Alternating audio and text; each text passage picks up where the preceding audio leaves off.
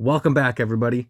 So today I want to talk about something very, very important when it comes to, really in income, if for people who are interested in real estate. So if you're interested in business and stocks, this may not be your thing. This is more specifically about real estate. But it can be a source of income for people, and this is where I derive my income. So there is something very important in the real estate investing cycle, and that is a lead. That is a lead. And that's actually, I guess, for my business friends here, that is the most important thing. No product, no service, nothing can be sold until you find a client. So, same thing with real estate. Before you can fix a property, you need to find a property. So for people who don't have a lot of money, don't have good credit, you have a bunch of time, or if you don't have time, now you're in trouble. If you have no money and no time, you're in trouble. But if you have some time or can make some time, this is a really good way to get into real estate investing and potentially make some money. It is called wholesaling. So I just want to talk real briefly about what that is, ways that you can do it for free if you got a little bit of money. So wholesaling is, just like the word sounds, wholesale. It is going to directly to the consumer and getting a bargain basement price on something. Like, I know you guys can go to stores, right? There's discount stores, outlet stores, Dollar Tree, Dollar General, right? Cheap places to get things. So as a wholesaler, what you do is you go out into the world, into your community, and look for discount deals that you could either fix up yourself if you have the experience, the time, and the money, or if you don't have the experience, the time, and the money, sell to an investor, normally a fix and flip investor, for a profit called an assignment fee. So wholesaling is pretty simple. It's finding a property, talking to the owners, and convincing them to sell below market value. And how much below market value? As much as you can get them to sign for, right? If there's a $500,000 house and it's in pristine condition and you can get it for $400,000, you may have just made yourself $30,000 to $50,000. Well, why not 100,000? Well, because, somebody might have to go do touch-up paint. There's little things that need to be done, and there's realtors that need to be paid. You need to put it on market. Those people are still taking a risk. So you don't get the full 100,000 unless you're willing to take all the risk, put it on the market yourself, and see what happens. But basically, you need to find what it's worth. What is it worth to the market, all fixed up. And if you don't know, I could do a separate video about that. But if you don't know, find an investor who's willing to work with you. Tell them that you're willing to wholesale deals to them specifically, or be a bird dog for them if they teach you what they're looking for, which is very valuable, very valuable, especially when it comes to comping properties. So what you do is you look for distressed properties. Okay, so here comes the lead generation component of it, right? The things that you are looking for, the things that would make you go and knock on this door or call this person. So there's a couple different things. The property is really messed up. Broken windows, moss on the roof, holes, yards terrible, bunch of broken down vehicles out front. Those are like some things that you can see with your eyes while you're driving by, or looking on Google Maps or whatever. So that's a distressed property.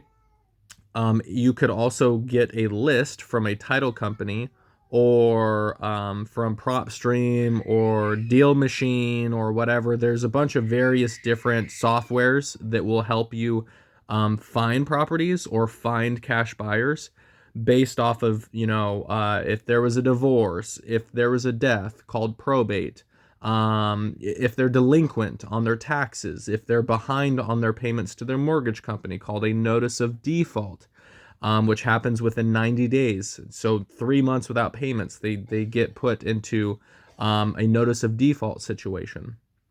Foreclosures, you can go to places like auction.com, or you can, go to the county and pay for all of the people that are in foreclosure. I mean, geez, what else is there? I mean, there's death, divorce, taxes. The condition of the house is a really significant one. Um, I mean, people, and here's one that's really hard to track, right? But here's a reason somebody might take a discounted offer is they got a job somewhere else and they have 30 days to move. Hey, what would you do? What would you do? Think about it. You got to put yourself in their shoes. Let's say you're behind on your taxes and you're about to lose your property and get nothing. Would you rather have something as opposed to nothing? Yes. Let's say you just got divorced and now you and your partner aren't seeing eye to eye anymore and there's a lot of tension. Would you just want to be done with that property and split from that person entirely? Yes. If there's a death in the family, say grandma, grandpa passes away and now it's left to the kids. The kids don't necessarily, I mean, most of the time, don't want to stop what they're doing, stop their life, and go move into grandma, grandpa's house, right? So that means they're 80% likely of that property is going to be sold. So that's a good person to call or go knock on the door, leave a business card. So there's a bunch of different ways you can do lead generation for wholesaling. And of course, right, like I said, you can find their phone number using, batch skip tracing. You can find their number fastpeoplesearch.com. You can go knock on the door and talk to whoever's there, see if you can get a hold of somebody that is a decision maker. You can mail information, you can leave a card or a sticky note if nobody picks up. So there's a bunch of different ways you can communicate with people. Obviously, be respectful. The situation is tenuous, right? If somebody's in a divorce, they're probably not happy. If grandma, grandpa just died, they're probably not happy. If they can't pay their taxes and they're going to lose their house, probably not happy. So be respectful, be mindful. Again, put yourself in their shoes and see just like, hey, how can I provide value? How can I help you? Would you like to know your options?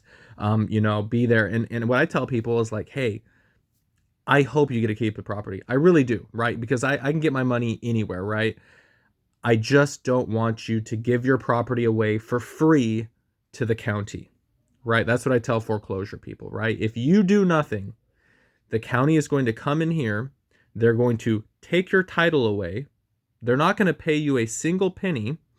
And then they're going to send the police department to come knock on your door after some notices and stuff. And they will forcibly remove you from your home and put you on the street. And I tell people that, and I'm like, that is real. So please, if you don't want to work with me, that's fine. Find another investor, put it on the market with a real estate agent, sell it yourself. Pay the taxes, right? Just do something. Whatever it is you're going to do, just do something.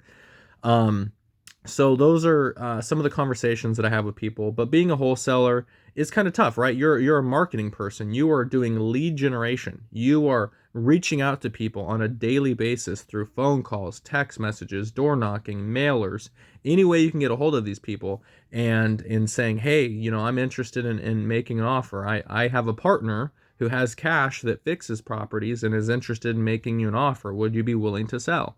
Really just come up with some type of script, something that you think, would resonate with somebody in their situation. Or, hey, if you've been evicted or if you've been through foreclosure, tell them your story. Be like, hey, I've been there.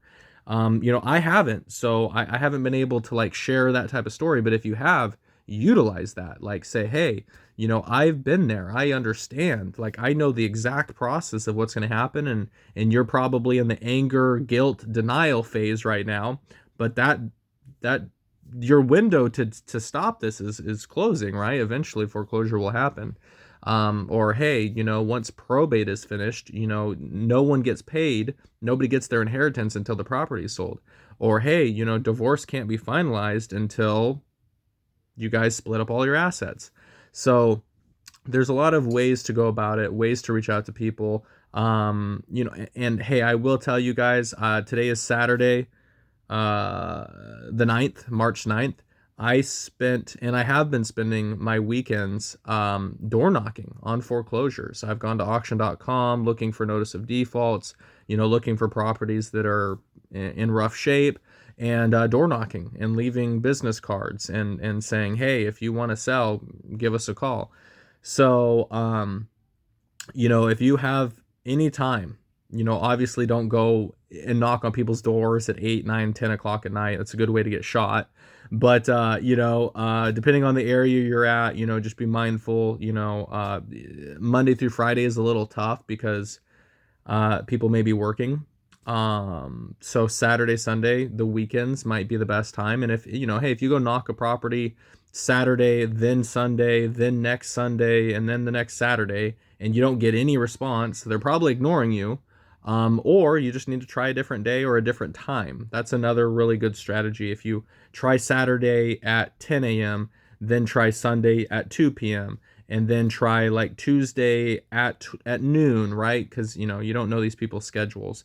But leaving information is good. Just try not to pester people too much, and just come in with the mindset of like, hey, I don't know what your situation is right now, but if I can help, let me tell you a little bit more about how I can help. Other than that, that's wholesaling in a nutshell. Let me know if you guys have any questions. Peace.